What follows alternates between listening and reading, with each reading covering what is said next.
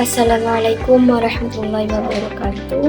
Saya Albis Niza Kuraina dengan NIM 2521010400046. Di sini saya akan menjelaskan tentang materi masuknya Islam di Asia Tenggara yang diampu oleh Ibu Asni Faikotul Himmah, SPDI MPT. Jadi kita akan memasuki pembahasan yang pertama, yaitu teori masuknya Islam. Teori masuknya Islam itu ada 4, yaitu teori Arab. Nah, teori Arab menjelaskan bahwa Islam datang langsung dari wilayah Arab sejak abad ke-7 Masehi. Para pedagang Arab singgah di pelabuhan Asia Tenggara untuk berdagang sambil menyebarkan ajaran Islam karena hubungan mereka baik dengan masyarakat sekitar. Banyak penduduk yang tertarik mempelajari Islam lalu memeluk agama tersebut. Nah, teori yang kedua itu teori India dalam kurung Gujarat. Nah, menurut teori ini, Islam masuk melalui pedagang Gujarat dari India sekitar abad ke-13 Masehi. Nah, saat itu, Gujarat menjadi pusat perdagangan yang ramai. Pada pedagang muslim dari sana sering datang ke Nusantara dan mengenalkan Islam kepada masyarakat setempat. Teori yang ketiga itu adalah teori Persia. Teori Persia ini menyebutkan bahwa Islam dibawa oleh pedagang dan ulama dari Persia. Pengaruh Persia terlihat dari beberapa tradisi Islam di Indonesia. Misalnya, peringatan 10 Muharram yang mirip dengan tradisi di Persia. Teori yang terakhir itu adalah teori Cina. Nah, teori ini mengatakan bahwa penyebaran Islam juga dibantu oleh Muslim Tionghoa. Banyak pedagang Cina Muslim datang ke Asia Tenggara dan berbaur dengan masyarakat lokal. Bahkan beberapa tokoh penyebar Islam jadi dipercaya memiliki keturunan Tionghoa. Nah, pembahasan yang kedua itu jalur penyebaran Islam. Jadi, jalur penyebaran Islam itu ada 6 jalur, yaitu yang pertama, perdagangan. Nah, perdagangan ini menjadi jalur utama penyebaran Islam. Pedagang Muslim dari Arab, Persia, dan India sering singgah di pelabuhan Asia Tenggara. Dari hubungan dagang itu, masyarakat mulai mengenal ajaran Islam. Nah, yang kedua itu ada perkawinan. Banyak pedagang Muslim menikah dengan penduduk lokal. Sebelum menikah, pasangan mereka biasanya masuk Islam terlebih dahulu. Dari keluarga inilah kemudian terbentuk komunitas Muslim baru. Yang ketiga itu pendidikan. Islam juga berkembang melalui pendidikan seperti pesantren dan surau.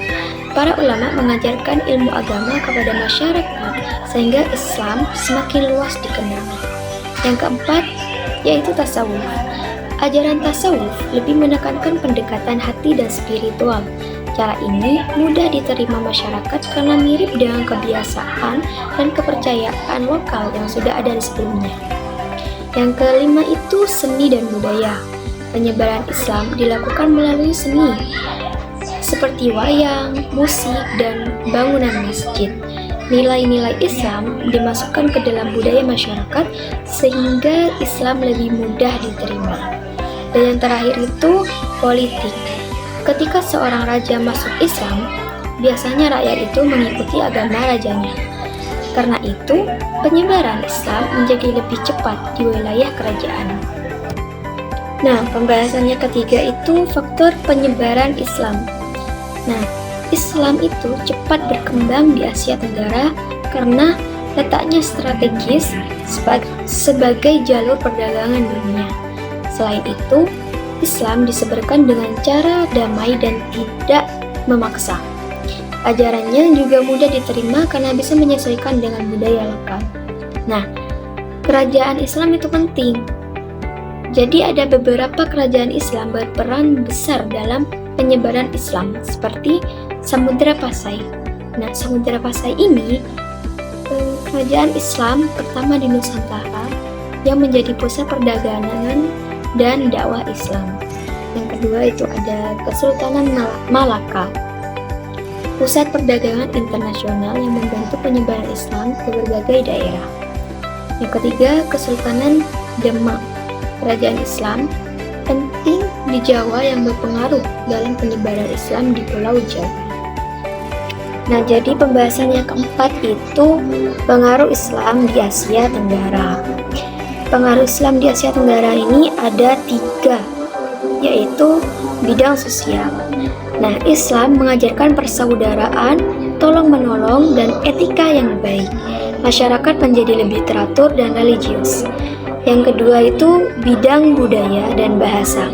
Bahasa Arab mempengaruhi bahasa lokal. Banyak kosakata Arab yang dipakai dalam kehidupan sehari-hari. Selain itu, berkembang sastra Islam seperti hikayat dan syair.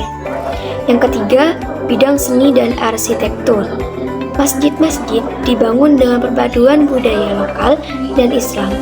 Seni kaligrafi juga mulai berkembang. Contohnya, Masjid Agung Demak dan Masjid Raya Baitur Rahman.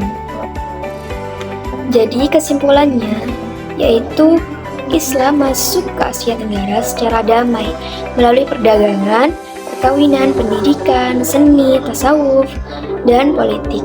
Penyebarannya dibantu oleh perdagangan, ulama, dan kerajaan Islam.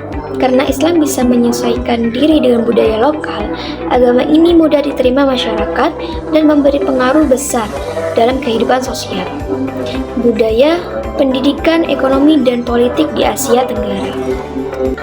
Mungkin hanya itu yang dapat saya sampaikan, kurang lebihnya mohon maaf. Wassalamualaikum warahmatullahi wabarakatuh.